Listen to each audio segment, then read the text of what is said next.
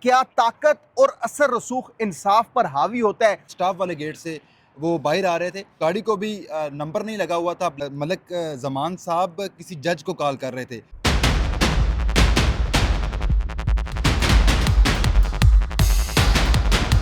बिस्मिल्लाहिर्रहमानिर्रहीम। नाज़रीन अस्सलाम वालेकुम, मैं हूं ताहिर नसीर और आप देख रहे हैं हमारा यूट्यूब चैनल वॉच टाइम। नाज़रीन, आपको मालूम है कि टिकटॉकर नदीम नानीवाला और यूट्यूबर रजब भट्ट, वो उनको कहा तो ये जा रहा है कि उनको मुल्क बदर किया गया था और रात को इस्लामाबाद इंटरनेशनल एयरपोर्ट पर लैंड किए और उनको हिफाजती ज़मानत मिली।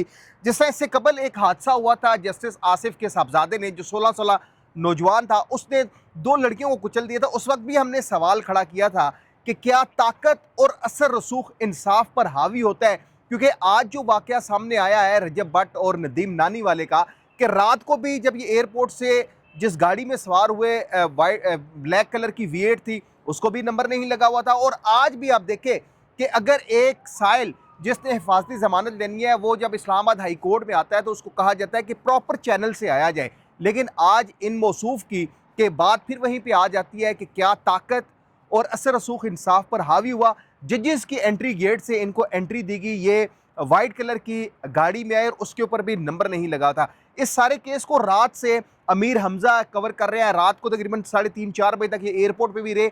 इनसे इस हवाले से जानते हैं। अमीर हमजा, बताइएगा, ऐसे लगता है कि वाकई इंसाफ बिकता है कि बगैर नंबर प्लेट के अगर आम शहरी गाड़ी इस्तेमाल कर रहा हो तो फौरी तौर पर चलान भी होता है, गाड़ी फिर चेक भी की जाती है, फिर धमकाया जाता है जी आपकी गाड़ी कट एंड वेल्डेड टेम्पर्ड है। तो ये जो नदीम नानी वाला और रजब भट्ट वाला सीन है, रात को आप एयरपोर्ट पे रहे तो आज जिस गाड़ी में आए थे, क्या समझते हैं कि वाकई ये देखिए, इंसाफ रजब हो रहा है? भट्ट और नदीम नानीवाला जब लंदन से रवाना हुए तो तब ये खदशा ज़ाहिर किया जा रहा था कि शायद उनको गिरफ़्तार कर लिया जाए। लेकिन जब वो एयरपोर्ट से बाहर आए तो उसके बाद उनको एक प्रोटोकॉल दिया गया। वहाँ पर पहले तो ये कि वो जहाँ से आम जो उनके साथ थी फ़्लाइट वाले थे, जहाँ से वो आ रहे थे उस गेट से नहीं बल्कि स्टाफ वाले गेट से वो बाहर आ रहे थे और फिर उनको प्रोटोकॉल दिया गया। आपको पता है कि एयरपोर्ट पर अमूमन वहाँ की जो इंतज़ामिया है वो वीडियोज़ या मोबाइल यूज़ नहीं करने देती। लेकिन रजब भट्ट के साथ कुछ 4-5 उनके कैमरामैन्स थे जिन्होंने उनकी वीडियोज़ बनाई और भी काफ़ी सारे लोग थे, किसी को नहीं रोका गया। फिर जिस गाड़ी में वो वहाँ से सवार होकर वापस रवाना हुए तो उस गाड़ी को भी नंबर नहीं लगा हुआ था, ब्लैक कलर की वो V8 गाड़ी थी और उनको प्रोटोकॉल दिया गया, साथ उनके 2 गार्ड्स थे। लेकिन उससे कबल पहले उनकी फ़्लाइट 26 मिनट ताख़ीर का शिकार हुई। उसके बाद जब फ़्लाइट आई तो 1 घंटा इंतज़ार करवाने के बाद रजब भट्ट और नदीम नानीवाले को एयरपोर्ट से बाहर निकाला गया। 1 घंटे के अंदर उनके जो दोस्त थे, ख़ास तौर पर मलक ज़मान, वो उनके साथ पहले फ़ोन पे राब्ते में थे, लेकिन अचानक फिर उनका रजब भट्ट के साथ राब्ता मुनक़ता हो जाता है, रजब भट्ट का नंबर बंद हो जाता है। तो ये समझते हैं कि शायद गिरफ़्तार कर लिया गया है। लेकिन फिर उनकी वकला की टीम भी वहाँ पर पहुँची और जब वो बाहर आए तो उनको प्रोटोकॉल के साथ वहाँ से रवाना कर दिया गया। अच्छा, नहीं, रात को एक जो हैपनिंग हुई एयरपोर्ट पे, जो मलिक ज़मान आपने नाम लिया, ये इसका असर रसूख इतना ज़्यादा है कि ये रात को भी किसी को कॉलें करता रहा और मुसलसल आगाह करता रहा। क्योंकि देखिए, अगर एक आम शहरी, एक आम सिटीज़न है, उसके ऊपर इस पूरे मुल्क में अगर मुकदमात हो, बल्कि इमरान खान की एग्जाम्पल आपके सामने है, उसके ऊपर किस तरह उनको घसीटा जा रहा है, तो क्या वजह रजब भट्ट और नदीम नानीवाला, जिनके खिलाफ मुकदमात भी दर्ज है और एयरपोर्ट पर ASF थी, पुलिस थी, उनको हाथ नहीं लगाएगा? जो कॉल्स का जिक्र हो रहा था, वो जो मलक नदीम साहब हैं, जो भी साहब हैं, वो किसको कॉल्स घुमा रहे थे? देखिए, मुबैना तौर पर कहा जा रहा है कि मलक ज़मान साहब किसी जज को कॉल कर रहे थे और वहाँ पर जो चूँकि रजब भट्ट की फ़ैन फ़ॉलोइंग है, पाकिस्तानी अवाम उनको देखती है, ख़ास तौर पर स्टूडेंट्स और जो जेन ज़ी हैं वो उनको देखते हैं। तो जो लोग उनके पास तो सेल्फ़ीज़ बनाने जा रहे थे तो उन्होंने एक खातून थी, उन्होंने उनसे पूछा कि रजब भट्ट को गिरफ़्तार तो नहीं कर लिया जाएगा? जिस पर मलक ज़मान साहब ने कहा कि कुछ भी नहीं होगा। एक तो हमारे पास हिफाज़ती ज़मानत है, अगर उस पर बात ना बनी तो हम किसी न किसी जज से बात करवा कर इनको यहाँ से ले जाएँगे। अच्छा, चले, वो रात की कहानी थी। और आज जो कहानी इस्लामाबाद हाई कोर्ट की, रेड जोन का इलाका, शाहराह दस्तूर और इंतहाई सख्त सिक्योरिटी, बगैर नंबर प्लेट की गाड़ी, ना आगे नंबर ना पीछे नंबर, ठीक है, वो गाड़ी हाई कोर्ट की प्रेमिसेस में दाखिल हुई। क्या ये खदशा जाहिर किया जा रहा है कि ऑलरेडी सारी बातचीत मुकम्मल हुई थी, इसलिए मुलजमान की गाड़ी इस्लामाबाद हाई कोर्ट के हाथे के अंदर गई, या वजूहात कुछ और हैं? देखिए, पहले तो ये है कि इनकी चूँकि हिफाज़ती ज़मानत थी, ये अपने टाइम पर आए और जज साहब ने कोई लंबी समाअत नहीं की। 10 मिनट के अंदर ही इनको 10 दिन का हिफाज़ती ज़मानत दे दी और इन्होंने 15 दिन की अपील की थी, लेकिन 10 दिन की दे दी गई। दूसरी जानिब जो इनकी गाड़ी, जिस गाड़ी पर ये सवार थे, वाइट कलर की वो गाड़ी थी, उसको जजेस गेट से अंदर लाया गया उसमें रजब भट्ट सवार होकर अंदर आए और उसके साथ नदीम नानी वाला भी उनके साथ वहाँ पर सवार थे, और फिर उसी गाड़ी पर बैठकर उसी गेट से उनको वापस वहाँ से भेजा गया। और सिक्योरिटी के भी सख्त इंतजाम थे, इस्लामाबाद पुलिस के भी आप वीडियो देख सकते हैं कि वहाँ पर एहलकार मौजूद थे। बल्कि एक नौजवान सहाफ़ी ने वहाँ पर रजब भट्ट से सवाल भी किया कि आप इतने ताकतवर हो चुके हैं कि आप जजिस गेट से आपकी गाड़ी बगैर नंबर प्लेट के अंदर जा रही है या बाहर आ रही है। तो जिस पर रजब भट्ट खामोश हुए, एक दफ़ा वो हिल गए और उसके बाद उन्होंने हाथ जोड़े। हाथ जोड़ने के बाद वो आगे बढ़ गए, और जो उनके साथ ड्राइविंग सीट पे थे वो मलक ज़मान, जिसका मैंने आपको पहले ज़िक्र किया, वही शख्सियत थी। और उनकी जानब से ये कहा गया कि ये मेरी गाड़ी है और रजब भट्ट ने मेरे से लिफ्ट अच्छा, ली इसका है। मतलब ये हुआ कि जो उनके साथ आया हुआ शख्स था वो हमारे ताकतवर हलकों में बहुत हाई फाई शख्सियत माना जाता होगा, कि जो इस्लामाबाद हाई कोर्ट की प्रीमिसेस में गाड़ी लेके गया। अच्छा, दूसरा आप बताइएगा अमीर हमज़ा के देखे मुकदमात भी दर्ज हैं, फिर तौहीन रसालत का मुकदमा भी दर्ज है और दीगर और भी मुकदमात हैं।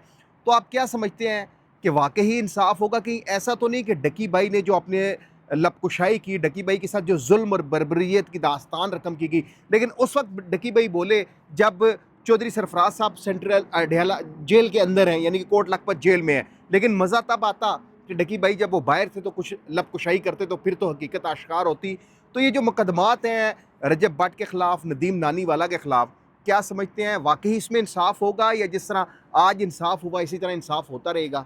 देखिए, बज़ाहिर ऐसा लगता तो नहीं है, चूँकि आज की जो समात थी ये भी पहले से ही इस तरह लगती थी जिस तरह प्री प्लान थी। इनको पहले से पता था कि आज इनको 10 दिन की या 15 दिनों की ज़मानत मिल जाएगी। और दूसरा ये कि डकी भाई पर जो गेमिंग का ख़ास तौर पर केस था, वही केस रजब भट्ट पर भी है, वही केस नदीम नानी वाला पर भी है। तो इन दोनों पर जो मुकदमात हैं उनकी समात अब आगे स्टार्ट होगी। लेकिन बज़ाहिर जिस तरह डकी भाई पर जुल्म व ज़्यादती की गई, उनको बर्बरियत का निशाना बनाया गया, इस तरह इनके साथ होता हुआ नज़र नहीं आ रहा। पहले भी आपको पता है रजब भट्ट पर तौहीन रिसालत का मुकदमा था, लेकिन बाद में हमने देखा कि वो पाकिस्तान से बाहर चले गए। अभी उनको वहाँ से डिपोर्ट कर कर वापस पाकिस्तान भेजा गया है। तो अब आगे ये देखना होगा कि 10 दिन के बाद जब ये मुतल्लिका अदालतों में जाएँगे तो वहाँ पर अदालतें क्या फ़ैसला देती हैं।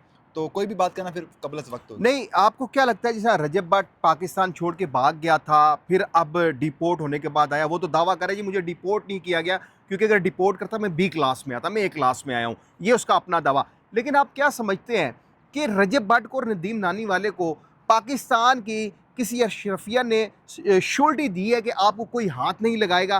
क्या कहीं ऐसा तो नहीं कि बैक एंड पे कुछ और प्लान बनाया गया और इनको सिर्फ सुहाने ख्वाब दिखाकर पाकिस्तान लाया गया हो? देखें, रजब भट्ट और नदीम नानी वाला दो मुख्तलिफ चेहरे हैं। नदीम नानी वाले की फ़ैन फॉलोइंग टिकटॉक की है, रजब भट्ट यूट्यूब की उसकी फ़ैन फॉलोइंग है, और इन दोनों के ताल्लुकात भी बज़ाहिर डिफरेंट हैं। हमने कल गुज़िश्ता रात भी देखा कि रजब भट्ट के पीछे सैकड़ों की तादाद में लोग थे, लेकिन नदीम नानी वाला के पीछे बहुत कम लोग थे। इक्का दुक्का लोग थे जो नदीम नानी वाला के साथ आए थे। और दूसरा जो गेमिंग ऐप्स का हवाले से दोनों पे केस है, वो बज़ाहिर रजब भट्ट के खिलाफ तगड़ा केस बताया जा रहा है, लेकिन नदीम नानी वाला उसमें एक कह लें कि छोटे लेवल का उस पर केस है। लेकिन अदालतों से जिस तरह पहले रजब भट्ट को रिलीफ मिलता रहा है, आज भी उसको रिलीफ मिला, पहले भी उसको रिलीफ मिला, और जब बरतानिया से उसको वापस पाकिस्तान भेजा गया तो हफाजती ज़मानत मंजूर कर ली गई पहले से ही। फिर एयरपोर्ट पर उसको प्रोटोकॉल के साथ बाहर भेजा गया, और फिर बगैर नंबर प्लेट की गाड़ियों में वो इस्लामाबाद जैसे वफाकी दारुल-हुकूमत में घूम रहा है। इस्लामाबाद हाई कोर्ट की प्रीमिस में वो बगैर नंबर प्लेट की गाड़ी में जा रहा है। तो बज़ाहिर यही लगता है कि कहीं न कहीं इसको बड़ा रिलीफ मिलने वाला है। नहीं, वो इस्लामाबाद हाई कोर्ट में जब आप पिटीशन मूव कर रहे हैं तो कहा जाता है जी बायोमेट्रिक करवाएं। तो जिस तरह मियां मोहम्मद नवाज शरीफ जब एयरपोर्ट पर लैंड किया था तो उनकी बायोमेट्रिक हुई थी, इस केस में कोई बायोमेट्रिक हुई है या विदाउट बायोमेट्रिक ही सारा काम हो गया? देखिए, बज़ाहिर तो विदाउट बायोमेट्रिक ही वो अंदर दाखिल हुए हैं और सीधा अदालत में गए हैं। 10 मिनट के बाद वो बाहर आए हैं, बाहर आकर वो वापस, मतलब कि ये जो हफाजती ज़मानत की इनकी आज की समाअत थी, ये 10 से 15 मिनट में रजब भट्ट आए, समाअत हुई और वापस चले गए। इस तरह अमूमन हमने ये देखा कि ऐसे होता नहीं है। जज साहब समाअत में कोई ना कोई दलाइल देते हैं, रिमार्क्स देते हैं, आपस में बहस होती है, लेकिन इधर तो सिर्फ़ उन्होंने अपने दलाइल दिए कि कि यानी प्री प्लान था सारा कुछ। उन्होंने अपील की, जज साहब ने कहा ठीक है आप 10 दिन की ज़मानत दे दें, उसके बाद फिनिश हो गया। जी नाज़रीन, ये आपने रजब भट्ट और नदीम नानी वाला ये अमीर हमज़ा क्योंकि गुज़िश्ता रात से इस केस को सारा देख रहे थे। अब यहाँ पे नाज़रीन फिर सवाल, कई सवालात छोड़ के जा रहा है नदीम नानी वाला भी, रजब भट्ट भी, कि इस्लामाबाद के रेड जोन में बगैर नंबर प्लेट के गाड़ी दाखिल कैसे हुई? सेफ सिटी कैमरों की रिकॉर्डिंग से, उसकी मदद से आप चलान तो करते हैं, लेकिन क्या सेफ सिटी ऑफिस में बैठे जो अफसरान हैं उनको ये नज़र नहीं है कि बगैर नंबर प्लेट की गाड़ी रेड जोन में दाखिल हुई, कैसे दाखिल हुई, और फिर उसके बाद जो समाअत हुई, 10 दिन की हिफाजती ज़मानत मंजूर की गई, 15 दिन की मांगी गई थी। अब रजब भट्ट और नदीम नानीवाला क्योंकि अदालतों के रहम करम पर होंगे, अब अदालतें फैसला करेंगी कि क्या वाकई ही नदीम नानीवाला और रजब भट्ट कसूरवार हैं या बेगुनाह हैं। हम तो ये चाहते हैं कि इंसाफ हो और इंसाफ होता हुआ नजर आए, लेकिन सवाल फिर एक उठता है कि क्या ताकत और असर रसूख इंसाफ पर हावी होता है या नहीं। अगले प्रोग्राम तक के लिए अपने मेज़बान ताहिर नसीर को इजाज़त दीजिए। अल्लाह हाफिज़।